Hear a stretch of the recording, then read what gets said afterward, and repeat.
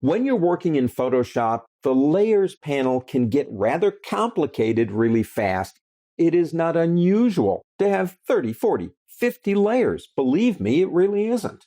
Now, I go over 100, never been to 1,000 yet, but I have a lot of layers.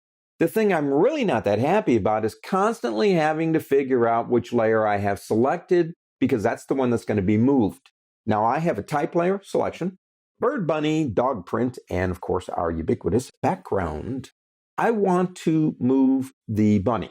So without really thinking much about it, say I come over here, and of course I'm not moving the bunny, I'm moving the text. Press undo, and then you come over here and you say, okay, there's the bunny. I'll select them down here, and then it doesn't matter where you are, you can move the bunny. Now let's go back to 40, 50, 60 layers.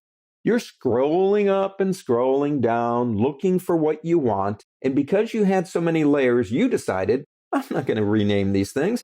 Layer 1, 2, 3, 4, 5 is fine, and now you're squinting at that thumbnail trying to figure out if that's the one you want. I am a big believer in naming layers. All you got to do is double-click right here and give it a name. That way you know what it is. I want to be able to select it right in here. Here's a trick.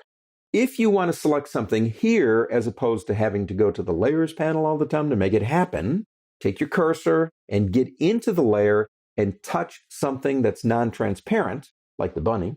Hold down the Command key, and that's the Control key in Windows, Command key in a Mac, and click. Watch. Instant selection. I can then move it. Over here, same thing. Command or Control. Click.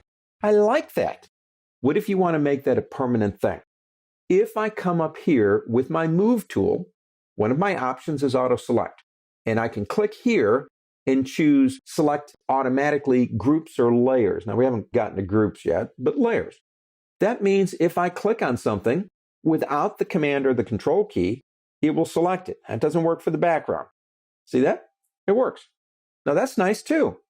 But I don't really like that because I want to control the process, and sometimes I click on something without the intent of trying to select it.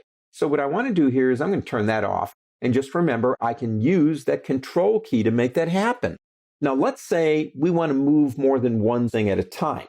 We can come over into the Layers panel, select one of the items we want. Now if you want all three of these to move at the same time, go down to the bottom, hold down the Shift key and click, and you can select all three at the same time, which means all three are going to move at the same time.